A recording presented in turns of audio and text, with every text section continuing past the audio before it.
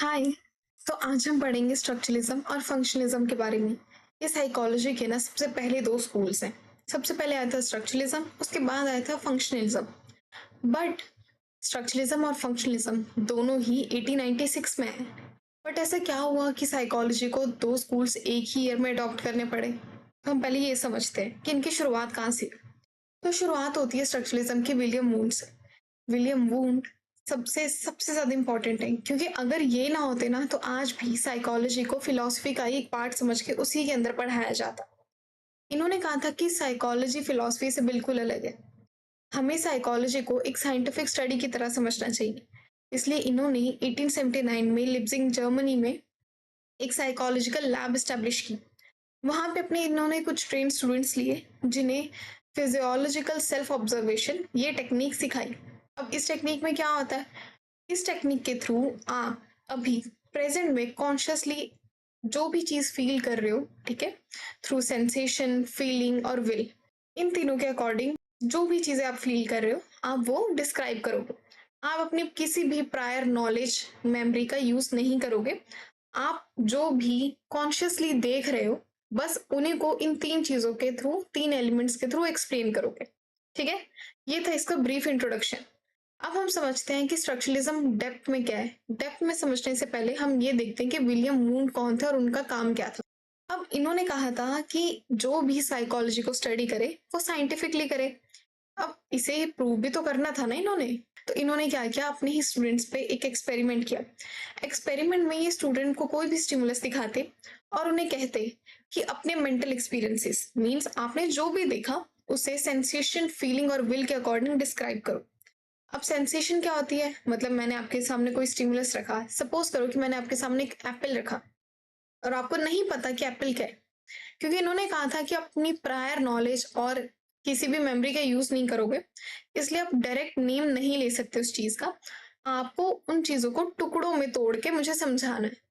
बिल्कुल ऐसे समझाना है जैसे आप बिल्कुल न्यू हो उस चीज के लिए एंड आपको उस चीज का नाम नहीं पता। तो बच्चों ने वैसा ही किया। उन्होंने इंट्रोस्पेक्शन मेथड यूज किया। ठीक है, इंट्रोस्पेक्शन मेथड में उन्होंने क्या किया कि जब भी उन्हें कोई स्टिमुलस दिखाया जाता तो वो उन चीजों को इन तीन एलिमेंट्स के थ्रू एक्सप्लेन करते। आपको एप्पल दिखाया गया, अब आपको नहीं पता एप्पल क्या है। अगर आपको पता भी है तो आप उस एक्सपेरिमेंट में डायरेक्ट नहीं बता सकते एप्पल क्या है। एंड जब उन्होंने एप्पल दिखाया उन स्टूडेंट्स को तो स्टूडेंट्स ने उन्हें ये बताया कि हमने एप्पल को रेड कलर में देखा है। बट वो एप्पल नहीं बोलते थे, वो बोलते थे कि एक रेड कलर की चीज है, गोल है, ठीक है, एंड स्वीट स्मेल करती है ये चीज। उन्होंने ये तीन चीजें बताई। सेंसेशन यानी कि जो भी आप चीजें परसीव कर रहे हो वो सेंसेशन आएंगी। फीलिंग्स, आपकी क्या भावना है उस चीज को देख के, क्या फीलिंग्स जनरेट हुई है आप वो बताओगे। Third and last, will. Will होता है किसी भी चीज, थॉट या एक्शन को आप सिलेक्ट करोगे या फिर चूज करोगे या फिर डिस्कार्ड कर दोगे, बिल्कुल साइड कर दोगे, रिजेक्ट कर दोगे। वो हमारी विल डिसाइड करती है। ठीक है, तो बच्चों को कोई भी स्टिमुलस दिखाया गया उन्होंने इन तीन चीजों के अकॉर्डिंग ही एक्सप्लेन किया। अब ये तो एक्सप्लेन कर दिया, बट बात यहाँ पे खत्म नहीं होती। इनके और भी बहुत सारे की कंसेप्ट थे जिनकी वजह से ये बहुत ज्यादा फेमस हुए। तो हम स्टार्टिंग में ये तो समझ लिया हमने, फर्स्ट की कंसेप्ट क्या है। पहला की कंसेप्ट था कि कॉन्शियसनेस को अगर समझना है तो उन्हें कुछ मेंटल एलिमेंट्स को ब्रेक करो। ठीक है, तीन मेंटल एलिमेंट्स बताए थे, सेंसेशन, फीलिंग, विल। इन तीनों को ब्रेक करो, फिर आप समझ पाओगे अपनी कॉन्शियसनेस को, अपनी अवेयरनेस को, अपनी चेतना को समझ पाओगे आप। सेकेंड चीज जो सबसे इंपॉर्टेंट थी वो थी इनकी बुक। इनकी बुक का नाम था प्रिंसिपल ऑफ फिजियोलॉजिकल साइकोलॉजी। लेकिन ये बुक जर्मनी में थी। ठीक है, इसलिए इनके जो भी टीचिंग्स थी ना वो जर्मनी तक ही सीमित थी। इनकी टीचिंग को आगे बढ़ाया इनके स्टूडेंट ने। हम इनके स्टूडेंट के बारे में भी बात करेंगे आगे डिटेल में, बट सबसे पहले हम इन्हें समझते हैं। नाउ थर्ड पॉइंट, रिडक्शनिज्म को ही हम कंटेंट साइकोलॉजी भी कहते हैं और एटमिज्म भी कहते हैं। अब एटमिज्म कैसे? एटमिज्म मतलब कि जैसे केमिस्ट है, ठीक है, जो केमिस्ट्री पढ़ रहा है वो केमिस्ट नहीं, ठीक है, जो दवाइयां वगैरह देता है, जो केमिस्ट्री पढ़ रहा है वो केमिस्ट। ठीक है, अब वो केमिस्ट क्या करता है, उसे कुछ भी समझना है, एलिमेंट्स को समझना है, तो वो एटम्स को ब्रेक करेगा ना, फिर समझेगा। एंड वही कंसेप्ट तो विलियम वुड ने भी स्टडी किया था कि चीजों को तोड़ के समझो। इसलिए इन्होंने रिडक्शनिज्म को ही कंटेंट साइकोलॉजी भी कहा और एटमिज्म भी कहा। अगर आपसे कोई भी पूछता है कि बताओ रिडक्शनिज्म, कंटेंट साइकोलॉजी और एटमिज्म अलग अलग है, तो आपने कहना है नहीं, ये तीनों ही सेम है। तीनों का ही मतलब होता है कि किसी भी चीज को टुकड़ों में तोड़ के समझो, उसी को हम ये तीनों टर्म्स बोलते हैं। ठीक है, अब ये आपको समझ में आ गया। उसके बाद हम पढ़ेंगे, ये तो हमने पढ़ लिया ना बेसिक 3 कंसेप्ट्स जो थे, सेंसेशन, विल, फीलिंग वगैरह। फिर आता है वॉलंटरिज्म। वॉलंटरिज्म कहता है हमें कि हमारे जो भी थॉट्स है, ठीक है, वो इनवॉलेंट्री नहीं है। इनवॉलेंट्री नहीं है का मतलब कि हमारे जो थॉट्स हैं वो अपने आप नहीं आ रहे, हम खुद उन्हें प्रोड्यूस कर रहे हैं, हम खुद उन चीजों के बारे में सोच रहे हैं। तो वॉलंटरिज्म यही बोलता है कि हमारी जो थिंकिंग है वो वॉलेंट्री है। ठीक है, हम खुद करते हैं, हमारी अपनी की हुई थिंकिंग है, एक्टिव प्रोसेस है, वो पैसिव नहीं है। पैसिव मतलब कि कोई सेकेंडरी चीज, ठीक है। एक्टिव मीन्स आप खुद कर रहे हो। इन्होंने वही कहा था कि आपके जो थॉट्स हैं वो आपकी ही वजह से आ रहे हैं, क्योंकि आप सोच रहे हो उस चीज के बारे में, आप प्रोसेस कर रहे हो इसलिए। ठीक है, उसके बाद इन्होंने नेक्स्ट टॉपिक है इनका इंट्रोस्पेक्शन टेक्निक। अब अगर आपसे ये पूछा जाए कि विलियम वुंड या फिर एडवर्ड टिश्नर जो इनके स्टूडेंट थे, उन्होंने कौन सी टेक्निक यूज की थी, तो आप बोलोगे इंट्रोस्पेक्शन मेथड। अब कई बार ना इंट्रोस्पेक्शन मेथड, पहले मैं आपको समझा देती हूँ होता क्या, उसके बाद इसके दूसरे नाम बताऊंगी। इंट्रोस्पेक्शन मेथड होता है कि खुद को ही सेल्फ एनालाइज करो, कोई सेकंड पर्सन आपको नहीं बताएगा। ठीक है, कई बार हम अकेले बैठे होते हैं ना, और हम खुद के ही बारे में सोच रहे होते हैं कि हाँ मैंने ये किया था, ये चीज हुई थी, अगर मैं ऐसे करूँ तो ऐसी चीज बेटर हो सकती है। वो आप इंट्रोस्पेक्ट कर रहे हो ना, अपने ही थॉट को प्रोसेस कर रहे हो। तो इंट्रोस्पेक्शन मेथड मीन्स खुद को सेल्फ एनालाइज करना, उसे इंट्रोस्पेक्शन मेथड कहते हैं। विलियम वुंड ने फिजियोलॉजिकल सेल्फ ऑब्जर्वेशन की थी। फिजियोलॉजिकल कैसे, क्योंकि इन्होंने तो सिर्फ स्ट्रक्चर ऑफ द माइंड समझा ना, फीलिंग्स वगैरह, ठीक है, मीन्स फंक्शन तो नहीं समझे। फीलिंग्स में भी ये डेप्थ में तो नहीं गए उस चीज की कि हाँ फीलिंग मीन्स मुझे स्पेसिफिक सॉन्ग सुन के, ठीक है, मेरी नानी की याद आती है, मेरी दादी की याद आती है। इन्होंने क्या कहा कि सिर्फ कॉन्शियसनेस पे बात करो, ठीक है, मीन्स अभी के मोमेंट पे। फिजियोलॉजिकल सेल्फ ऑब्जर्वेशन से क्या मतलब था इनका, कि आप खुद को इंट्रोस्पेक्ट करो कि फिजिकली आप में उस चीज को देख के क्या चेंजेस आए, आपने क्या महसूस किया, आप सिर्फ वो बताओ। इसलिए इनके मेथड को फिजियोलॉजिकल सेल्फ ऑब्जर्वेशन भी कहा जाता है। इसका ही नाम इंट्रोस्पेक्शन भी है, और इसका ही दूसरा नाम एक्सपेरिमेंटल इंट्रोस्पेक्शन भी है। इन ये तीनों चीजें आएंगी ना, तीनों चीजें सेम है, बिल्कुल सेम है। ठीक है, तो कंफ्यूज बिल्कुल भी मत हो। एंड उसके बाद रिडक्शनिज्म तो मैंने आपको समझा दिया कि जो भी समझना है आपको, अगर मेंटल एलिमेंट समझने हैं, स्ट्रक्चर समझना है ब्रेन का, तो उसको टुकड़ों में तोड़ो, ठीक है, उसके अलग अलग पीसीस करो, फिर समझो किसी भी चीज को। अब नेक्स्ट हम पढ़ेंगे वोक साइकोलॉजी। अब वोक साइकोलॉजी क्या होता है, विलियम वुंड को मोस्टली लोग ये समझते हैं कि अगर वो साइंटिफिक स्टडी करते थे, इसका मतलब वो सिर्फ क्वांटिटेटिव स्टडी करते थे। ठीक है, बट ऐसा नहीं था, वो क्वालिटेटिव स्टडीज भी करते थे। एंड उन्हीं की एक क्वालिटेटिव स्टडी का नाम है वोक साइकोलॉजी। वोक साइकोलॉजी क्वालिटेटिव स्टडी है। मेनली वोक साइकोलॉजी इनका काम नहीं था, ठीक है, वो किसी और का काम था। इन्होंने बस उससे प्रेरणा ली और उसे एक्सपैंड किया था। अब इन्होंने किया क्या था, ये कहते हैं कि आपकी जो थिंकिंग है वो इन्फ्लुएंस होती है कि आपका कल्चर कैसा है, आप कौन से इन्वायरमेंट से आए हो, आपके वैल्यूज कौन से, आपका रिलीजन कौन सा है। ये सारी चीजें, जितनी भी चीजें हैं ना, आपकी लैंग्वेज, कल्चर, रिलीजन, ठीक है, या फिर आपका इन्वायरमेंट, आपके ट्रेडिशंस, आपके मिथ, इवन आप कौन सी चीजों में मानते हो, या फिर आपके रिचुअल्स भी, वो सब इन्फ्लुएंस करते हैं कि आपकी थिंकिंग कैसी हो। वो साइकोलॉजी सिर्फ इतनी चीजें कहती है कि आपकी जो थिंकिंग है, आपकी जो परसेप्शन है, वो सारी चीजें कौन शेप करता है, आपका ट्रेडिशन, आपके वैल्यूज, आपके रिलीजन, आपके कास्ट, ये सारी चीजें, ठीक है, वो सब कुछ आपका क्या शेप करती है, आपके थिंकिंग, परसेप्शन वगैरह। अब विलियम वुंड को तो हमने समझ लिया। अब हम समझते हैं कि एडवर्ड टिश्नर कौन थे। एडवर्ड टिश्नर, ये भी पता है आपको कि विलियम वुंड के स्टूडेंट थे। उन्होंने जो बुक लिखी थी विलियम वुड ने, उन्होंने क्या किया, एडवर्ड टिश्नर ने उस बुक को ट्रांसलेट किया इंग्लिश में, ठीक है, और अमेरिका में उस चीज को इंट्रोड्यूस किया, उस बुक को इंट्रोड्यूस किया, एंड वहां पे भी साइकोलॉजी फेमस हो गई। अब उसके बाद क्या, उसके बाद एडवर्ड टिश्नर एपी के मेंबर बन गए। अब APA means American psychological association, ठीक है। एडवर्ड टिश्नर उसके मेंबर बन गए, लेकिन ये कभी भी ना एपीए की मीटिंग अटेंड करने नहीं गए। अब इनका ना एक सेपरेट ग्रुप था, उस ग्रुप का नाम था एक्सपेरिमेंटलिस्ट। उस ग्रुप में ना विमेन बैन थी। अब आप समझ रहे होगे विमेन बैन थी मतलब कितनी नफरत करते हैं ना विमेन से, बट ऐसा नहीं है, ठीक है। उस टाइम में, ठीक है, जो सबसे पहली जो विमेन थी जिसने पीएचडी की थी साइकोलॉजी में, वो भी इन्हीं की स्टूडेंट थी। आयरनी देख रहे हो, विमेन से ही नफरत करते हैं, बट जो सबसे पहली विमेन निकली साइकोलॉजी में पीएचडी करके वो इन्हीं के अंडर थी, जिसका नाम था मार्गरेट फ्लोय वॉशबर्न। अब ये विमेन सिर्फ ये नहीं थी कि इन्होंने ही सिर्फ साइकोलॉजी पढ़ी इनके अंडर, बट उस टाइम जितने भी साइकोलॉजिस्ट थे सबसे ज्यादा एन नंबर ऑफ विमेन्स इन्हीं के अंडर साइकोलॉजी में थी। समझ गए?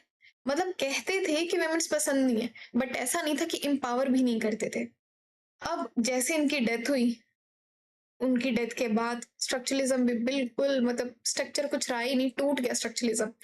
क्योंकि स्ट्रक्चरलिज्म ना सिर्फ स्ट्रक्चर पे बात करता था, मेन तो बात करता ही नहीं था फंक्शन पे कि हमारा माइंड करता क्या है। जब तक हमें ये नहीं पता चलेगा कि हमारा माइंड करता क्या है, तो आप कैसे समझोगे उस चीज को? अपने फीलिंग्स, अपने बिहेवियर्स को समझने के लिए तुम्हें उस चीज को समझना होगा पहले। अब मान लो मैं आपके सामने एक कोई भी एक डिवाइस लाके रख दूं। मान लो मैं आपको बोलूं कि कल आपका एग्जाम है, ठीक है। मैं आपके सामने एक डिजिटल कोई भी आईपैड लाके रख देती हूँ, एंड आपको नहीं पता कि वो डिजिटल आईपैड कैसे यूज करना है।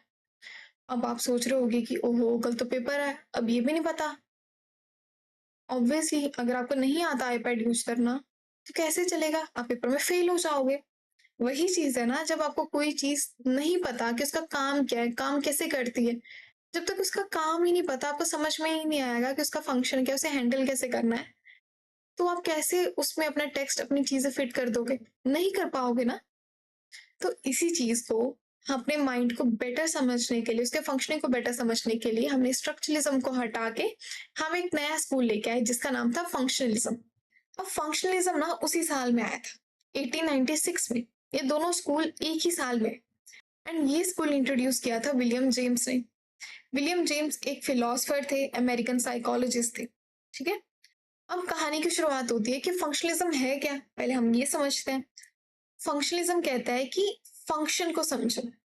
आप पहले जब आपने स्कूल पढ़ा था स्ट्रक्चरलिज्म, तो स्ट्रक्चरलिज्म के अंदर इतना स्ट्रक्चरलिज्म, स्ट्रक्चर क्या बात करता है कि हम सिर्फ माइंड के स्ट्रक्चर को समझे। फंक्शनलिज्म क्या बात करता है कि हम माइंड के फंक्शन को समझे, कि हमारा दिमाग के फंक्शन क्या क्या है। अब मान लो कि आपको ये समझ में आ गया कि आपके ब्रेन के अलग अलग पार्ट्स हैं, ये फ्रंटल है, पेराइटल है, टेम्पोरल है, ओसिपिटल है, आपको ये सब समझ में आ गया। बट सिर्फ पार्ट्स में डिवाइड करके आप ये तो नहीं समझ पाओगे ना कि वो काम क्या करते हैं। सिर्फ नाम होने से ये तो नहीं पता चलेगा ना उनका काम क्या है। तो आपको ये समझने के लिए फंक्शनलिज्म की हेल्प चाहिए, ठीक है। फंक्शनलिज्म फंक्शन पे स्टडी करता था और ये स्टडी करता था कि आपका पर्पस क्या है, ठीक है। आपके जो बिहेवियर आप परफॉर्म कर रहे हो वो क्यों परफॉर्म कर रहे हो, और आप अपने बिहेवियर को अपने इन्वायरमेंट से कैसे अडेप्ट करते हो। आप अलग सेटिंग में गए, जैसे आप मेरे साथ बैठे हो अभी क्लास देख रहे हो, तो आपका बिहेवियर इस टाइम अलग है एज अ स्टूडेंट टीचर वाला हमारा, ठीक है, बिहेवियर जो भी होगा। अब आप अगर किसी नई सेटिंग में जाते हो, मान लो कि आप घर छोड़ के हॉस्टल में गए हो, तो आपको उस हॉस्टल के इन्वायरमेंट के अकॉर्डिंग अपने आप को अडेप्ट करना पड़ेगा। उनके ब्रेकफास्ट के टाइमिंग अलग है, आपके घर पे ब्रेकफास्ट का टाइमिंग अगर 10 बजे होता था तो वहाँ पे 7 बजे है सुबह। आपको जितना भी चीजें हैं वो एडजस्ट करनी पड़ेंगी उस एनवायरनमेंट के अकॉर्डिंग। तो फंक्शनलिज्म उस चीज को भी स्टडी करता है कि आप अपने बिहेवियर को अपने इन्वायरमेंट के अकॉर्डिंग कैसे एडजस्ट करते हो, और आपका जो बिहेवियर परफॉर्म करते हो उसका पर्पस क्या है, क्यों बिहेवियर वो परफॉर्म करते हो आप। ये समझ गए आप? उसके बाद हम समझते हैं विलियम जेम्स के बारे में। अब विलियम जेम्स ने जो भी उनका स्कूल था वो अपोज तो करता था स्ट्रक्चरलिज्म को, इसलिए तो स्कूल आया ना, सेकंड स्कूल बना। क्योंकि अगर वो अपोज नहीं कर रहा होता तो वो तो स्ट्रक्चरलिज्म का सपोर्टर होता, उन्हीं के साथ काम करते ना वो। बट इन्होंने ऐसा नहीं किया, इन्होंने स्ट्रक्चरलिज्म को सपोर्ट नहीं किया, अपोज किया, इसलिए सेकंड स्कूल डेवलप हुआ। इनके साथ और 3 लोग थे जिनकी वजह से ये स्कूल इस्टेब्लिश हुआ। जॉन डेवी, जॉन डेवी के बारे में सुना होगा, तो जॉन डेवी फेमस थे प्रेगमेंटिज्म के बारे में। प्रैग्मेटिज्म क्या होता है वो भी हम पढ़ेंगे नीचे, बट अभी सिर्फ नाम याद रखो। James Rowland Angell and Harvey Carr, आपको सिर्फ इनके नाम याद रखने हैं। ये सपोर्टर्स थे, इन्होंने सपोर्ट किया था फंक्शनलिज्म को इस्टेब्लिश करने में। अगर आपसे पूछा जाए कि मेन फाउंडर कौन था तो आप बोलोगे विलियम जेम्स, बस। अब हम स्टार्ट करते हैं कि इनकी कॉन्ट्रीब्यूशन क्या थी विलियम जेम्स की। तो विलियम जेम्स की सबसे बड़ी कॉन्ट्रीब्यूशन थी स्ट्रीम ऑफ कॉन्शियसनेस। अब स्ट्रीम ऑफ कॉन्शियसनेस क्या होता है? स्ट्रीम ऑफ कॉन्शियसनेस, ये आपको इमेज देख के समझ में आ जाएगा। स्ट्रीम ऑफ कॉन्शियसनेस होता है कि जैसे एक नदी है, नदी में पानी है जो वो बहता रहेगा, ठीक है, उसकी जो धारा है वो एक ही डायरेक्शन में बहती रहती है, वो रुकती नहीं है। आप उसे ब्रेक भी नहीं कर सकते, नहीं कर सकते ना, नदी को बहते हुए, नदी के पानी को आप नहीं रोक सकते। सेम वो बोलते हैं कि आपकी जो कॉन्शियसनेस है, आपकी जो अवेयरनेस है, जो आपकी चेतना है, वो एक फ्लोइंग स्ट्रीम की तरह वो बहती रहेगी एक ही डायरेक्शन में, ठीक है। वो ऐसा नहीं है कि आप उसे ब्रेक कर दो, वो ब्रेक नहीं हो सकती। जैसे स्ट्रक्चरलिज्म बोल रहा था ना कि कॉन्शियसनेस को समझना है तो एलिमेंट्स को ब्रेक करके फिर समझो, उस चीज को ये डायरेक्ट अपोज करते हैं। उसके बाद नेक्स्ट चीज थी इनकी the theory of self. William James ने 3 तरह की सेल्फ बताई थी। सबसे पहले हमारी मटेरियल सेल्फ। मटेरियल सेल्फ कहती है कि कोई भी चीज जो आप फिजिकली ओन करते हो, कोई भी चीज जो फिजिकली आपकी खरीदी हुई है, जो आपकी है, ठीक है, जरूरी नहीं कि वो खरीदी हो, जो भी चीज फिजिकली आपकी है ना, वो है हमारी मटेरियल सेल्फ। मटेरियल सेल्फ में आ गया आपके कपड़े, चश्मा, ठीक है, आपका फोन, आपका लैपटॉप, जो भी चीज आप फिजिकली ओन करते हो वो आपकी है, वो मटेरियल सेल्फ है। सेकेंड चीज आती है हमारी सोशल सेल्फ।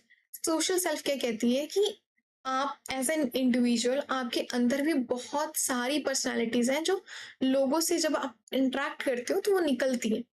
फॉर एग्जाम्पल, इसे क्लियर लैंग्वेज में, इजी लैंग्वेज में समझाती हूँ। जैसे आप अभी सपोज करो कि अपने फ्रेंड से बात कर, आपकी जो सेल्फ अभी अपने फ्रेंड से बात करते टाइम, वो सेल्फ आप जब अपने पेरेंट्स से बात करोगे तब नहीं होगी। क्योंकि जैसे आप अपने फ्रेंड से बात करते हो, अगर आपने अपने घर वालों से बात कर ली तो घर वाले तो आपको बाहर निकाल देंगे ना। तो वही चीज ये बोल रहे हैं कि हर एक इंसान के अंदर ना अलग अलग तरह की सेल्फ होती है, और वो अलग अलग तरह के सेल्फ अलग अलग लोगों के साथ ही इंटरेक्ट करती है। आपके पेरेंट्स के साथ आपकी अलग सेल्फ है, आपके एम्प्लॉयर्स के साथ, आपकी टीम मेंबर्स के साथ आपकी अलग सेल्फ है, इवन आपके दोस्त के साथ आपकी अलग सेल्फ है, आपके टीचर्स के साथ आपकी अलग सेल्फ है। समझ गए? सोशल सेल्फ क्या है कि अलग अलग लोगों के साथ आपकी अलग अलग सेल्फ इंटरेक्ट करती है। Now last third point, spiritual self. Spiritual self क्या होती है? आपकी इनर साइकोलॉजिकल सेल्फ, ठीक है, जिसे हम हायर सेल्फ बोलते हैं। वो है जो थॉट्स, आइडियाज, आपके इनसाइट के बारे में सोचती है, ठीक है, आपके पर्सनालिटी के बारे में सोचेगी, जो अच्छा अच्छा सोचती है, जो डीप थॉट्स को सोचती है ना, वो है आपकी स्पिरिचुअल सेल्फ। ये सबसे ज्यादा हाईएस्ट और इम्पोर्टेंट सेल्फ है।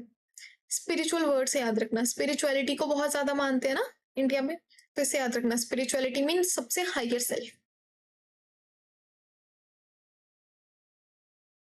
उसके बाद ये कुछ छोटे मोटे टॉपिक्स हैं, इन्हें देख लेते हैं, एक बार गो थ्रू करते हैं। अब विलियम जेम्स ने हैबिट का भी कंसेप्ट दिया था। अब हैबिट क्या होता है? हैबिट होती है कि कोई भी ऐसी चीज जिसे करने के लिए आपको एफर्ट्स नहीं करने पड़ते हो, अब वो चीज ऑटोमेटिक आपके बिहेवियर में आ चुकी है, उसे हम हैबिट बोलते हैं। उसके बाद है कि इन्होंने हार्वर्ड यूनिवर्सिटी में इन्होंने सबसे पहले कोर्स एस्टेब्लिश किया, यूएसए में। उसके बाद आता है हमारा प्रेगमेटिज्म। प्रेगमेटिज्म अप्रोच जो है ना वो फिलोसफी से लिया गया है, जिसका मतलब होता है कि आप प्रैक्टिकलिटी पे फोकस करो रेदर देन सिर्फ थ्योरी बिल्ड करने पे। आप अपना कोई भी आइडिया इंट्रोड्यूस करते हो तो उस आइडिया को इंट्रोड्यूस करते टाइम उसे जज करो, ये देख के कि क्या ये प्रैक्टिकली यूजफुल है आइडिया, क्या प्रैक्टिकली यूज करके इसका कॉन्सिक्वेंस क्या होगा, अच्छा आएगा, बुरा आएगा, ठीक है, वो देखो। अब हम पढ़ेंगे क्रिटिसिज्म ऑफ फंक्शनलिज्म। सबसे पहला क्रिटिसिज्म है कि कोई भी क्लियर कट डेफिनेशन नहीं। कोई भी क्लियर कट डेफिनेशन का मतलब ये है कि इन्होंने क्लियर कट रीजन नहीं बताया कि अगर कोई इंसान है या ठीक है कोई भी चीज परफॉर्म हो रही है तो वो क्यों हो रही है। इसके बाद जितने भी स्कूल्स आए थे उन्होंने प्रॉपर रीजन दिए कि अगर किसी इंसान में कोई चीज हो रही है तो उसका रीजन क्या है। फॉर एग्जाम्पल, इसके बाद साइको एनालिसिस स्कूल है, उन्होंने कहा कि जितनी भी प्रॉब्लम्स हो रही है ना किसी इंसान के अंदर, जो भी साइकोलॉजिकल इश्यूज हैं, वो सब कुछ अनकॉन्शियस की वजह से है, ठीक है, आपका जो अनकॉन्शियस माइंड है उसकी वजह से सारे इश्यूज हैं। और प्लस आपका जो पास्ट एक्सपीरियंसेस हैं, आपका जो चाइल्डहुड ट्रॉमा है, वो भी शेप करते हैं आपके बिहेवियर को। वेरएज फंक्शनलिज्म ने ऐसा कुछ भी क्लियर कट डेफिनेशन नहीं दी। सेकेंड है कि नो सिंगल रिसर्च मेथड। अब फंक्शनलिज्म कहता है कि जो भी मेथड आपको बेस्ट सूटेबल लगे आपके अकॉर्डिंग आप वो यूज करो। अभी हमने प्रैग्मेटिज्म नाम का टॉपिक पढ़ा। प्रैग्मेटिज्म फिलॉसफी का टॉपिक है एंड उसमें भी सेम चीज कही गई है। आपके लिए कोई और बेस्ट मेथड होगा, मेरे लिए कोई और बेस्ट मेथड है सॉल्यूशन तक पहुंचने के लिए। आपके लिए जो मेथड बेस्ट है आप वो यूज करो और मेरे लिए जो मेथड बेस्ट है मैं वो यूज करूंगी। सेम वही चीज प्रॉब्लम क्रिएट करती है। अब मान लो कि मैंने सर्वे मेथड यूज किया है, आपने ऑब्जर्वेशन या केस स्टडी यूज की, तो कई बार ना जो आपके मेथड्स हैं, ठीक है, जो आपके सिलेक्शन मेथड्स है ना, उनकी वजह से भी ना बहुत ज्यादा सैंपल में एरर्स आ सकते हैं। तो वही चीज इन्होंने कहा कि एक जो कोई भी सिंगल रिसर्च मेथड यूज नहीं किया गया, मल्टीपल रिसर्च मेथड अलाउ किए हुए हैं इन्होंने, ठीक है। अब नेक्स्ट है टू ब्रॉड स्कोप। अब बहुत ज्यादा ब्रॉड है। अब ब्रॉड कैसे है? ब्रॉड इन द सेंस कि ये फंक्शन भी समझेगा, ठीक है, प्लस ये पर्पस भी समझेगा आपके बिहेवियर का, एंड नेक्स्ट ये अडेप्ट कैसे करते हैं आप अपने बिहेवियर को एनवायरनमेंट के अकॉर्डिंग वो भी समझेगा। इसलिए ये बहुत ज्यादा वास्ट है। अब ऐसा तो है नहीं कि आपके दिमाग का सिर्फ एक ही फंक्शन है, नहीं, आपके दिमाग में बहुत अलग अलग रीजन्स हैं, ठीक है। जैसे आपका मिड ब्रेन है, हाइंड ब्रेन है, फोर ब्रेन है, उनके अंदर लोब्स हैं, एंड इतनी ज्यादा ब्रॉड इंफॉर्मेशन प्रॉब्लम क्रिएट कर सकती है, ठीक है। तो इन्होंने वही चीज कहा है कि बहुत ज्यादा ब्रॉड स्कोप है, इतना ज्यादा ब्रॉड स्कोप है कि बहुत कंफ्यूजिंग है चीजें समझना। नेक्स्ट है ignored structure of the brain. Ignored structure of the brain in the sense कि मान लो आप कार खरीदने गए हो, ठीक है, आपने कार खरीदी और आप यही नहीं देख रहे कि इंजन कैसा है। जब तक आपको ये नहीं पता होगा कि इंजन कैसा है, माइलेज कितनी देती है कार, आप कैसे खरीद लोगे, ठीक है। बेशक स्ट्रक्चर ऑफ द माइंड अकेले समझना गलत था, बट अगर आप स्ट्रक्चर समझ रहे हो उसके साथ फंक्शनलिज्म को इंक्लूड कर दो, ये दोनों मेथड अगर मिल जाते ना तो बेस्ट मेथड क्रिएट करते। अकेला स्ट्रक्चर को समझना भी गलत है, अकेला फंक्शन को समझना भी गलत है, ठीक है। वहां पे प्रॉब्लम होगी इन दोनों स्कूल्स में। इन दोनों स्कूल्स ने यही समझा कि कंबाइन करके समझते हैं। नेक्स्ट है डिफिकल्टी टू टेस्ट साइंटिफिकली। अब मैंने आपको बताया था कि मेरा थप्पड़ मारने का पर्पस अलग है, ठीक है, मैंने गुस्से में मारा, आपने मजाक मजाक में दोस्त को मार दिया थप्पड़, बट कौन चेक करेगा कि मेरा पर्पस क्या था?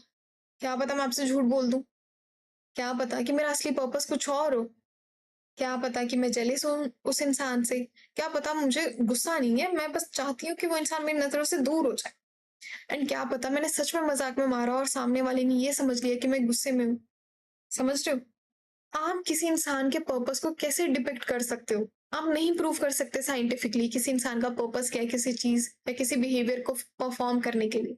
अब मान लो कि कुछ लोग सिर्फ सेंसेशन सीकिंग के लिए अपने पीयर ग्रुप के इन्फ्लुएंस की वजह से रैश ड्राइविंग करते हैं, ड्रिंक करके ड्राइविंग करते हैं, ठीक है, एंड उनसे कोई एक्सीडेंट हो जाता है। अब एक्सीडेंट जानबूझ के तो नहीं किया, ठीक है, उनका पर्पस नहीं था वो चीज करने का, बट हो गया एक्सीडेंट। वहीं कुछ लोग एरोगेंट इतने होते हैं कि उन्हें नहीं पसंद कि उन्हें कोई साइड से कट कैसे मार के गया, उन्हें गुस्सा आ जाता है, वो जानबूझ के हर्ट करते हैं उस इंसान को, उनका पर्पस अलग था। बट क्या आप ये चीज प्रूव कर सकते हो कि किसी इंसान ने साइंटिफिकली ऐसे क्यों किया? इंसान झूठ बोलने में माहिर, आप नहीं प्रूव कर पाओगे। नेक्स्ट, बहुत ज्यादा प्रैक्टिकलिटी पे बात की गई है। अब मान लो कि आपको यही नहीं पता कि स्ट्रूप इफेक्ट क्या होता है, ठीक है, आपको ये नहीं पता कि अटेंशन क्या है, आपको ये नहीं पता मेमोरी क्या है, और आप जाके बच्चों से एक्सपेरिमेंट करवा रहे हो, प्रैक्टिकल ये करवा रहे हो कि मेमोरी कैसे बढ़ती है। जब तक आपको मेमोरी नहीं पता, आपको ये नहीं पता कि मेमोरी काम कैसे करती है, ठीक है, आपको उसके बेसिक एंटोलॉजी नहीं पता कि कैसे हिपोकैम्पस का क्या रोल है, फिर कैसे जो आपकी टेम्पोरल लोब से वो कनेक्ट होता है, लॉन्ग टर्म मेमोरी में कैसे जाता है, आपको कुछ नॉलेज ही नहीं है थ्योरेटिकल, तो आप कैसे ये डेवलप कर लोगे मेमोरी टेक्निक्स की मेमोरी आपकी इनहेंस हो जाए? अगर आपको मेमोरी टेक्निक्स बनानी है, किसी भी चीज का प्रैक्टिकल यूज करना है, तो आपको पहले ये चीज तो पता होनी चाहिए ना कि उसका प्रैक्टिकल यूज करने से पहले उसकी थ्योरी क्या थी। थ्योरी के बेसिस पे ही तो प्रैक्टिकल बनते हैं ना। आप सीधा ही प्रैक्टिकल पे पहुंच रहे हो बिना थ्योरी जाने, तो फिर आप बना तो पाओगे नहीं, क्योंकि आपको तो टॉपिक की अंडरस्टैंडिंग ही नहीं है। समझ गए आप कि पहले बेसिक थ्योरी की जानकारी आपको होनी चाहिए, तब भी आप किसी चीज को प्रैक्टिकल यूज कर पाओगे इस चीज का। सबसे पहले कोई क्लियर डेफिनेशन नहीं है, कोई सिंगल रिसर्च मेथड नहीं है, बहुत ज्यादा ब्रॉड स्कोप है, एंड उसके बाद स्ट्रक्चर को बिल्कुल ही इग्नोर कर दिया इन लोगों ने। साइंटिफिकली आप किसी चीज़ का पर्पस नहीं टेस्ट कर पाओगे। प्लस और बहुत ज़्यादा फोकस किया इन लोगों ने प्रैक्टिकल यूज़ पे रेदर देन थ्योरीज पे। ठीक है, बस ये था आज के लिए। अगर आपको स्ट्रक्चरलिज्म और फंक्शनलिज्म में कोई भी डाउट हो तो आप मेरे से पूछ सकते हो। और अगर आप मास्टर्स लेवल के हो स्टूडेंट्स और आपको ये नहीं समझ में आ रहा कि इसे 5 मार्क्स या 10 मार्क्स के अकॉर्डिंग कैसे अटेम्प्ट करना है, तो आप वो भी पूछ लेना, मैं आपको प्रॉपर डिटेल में बता दूंगी। Okay, thank you, bye, good night.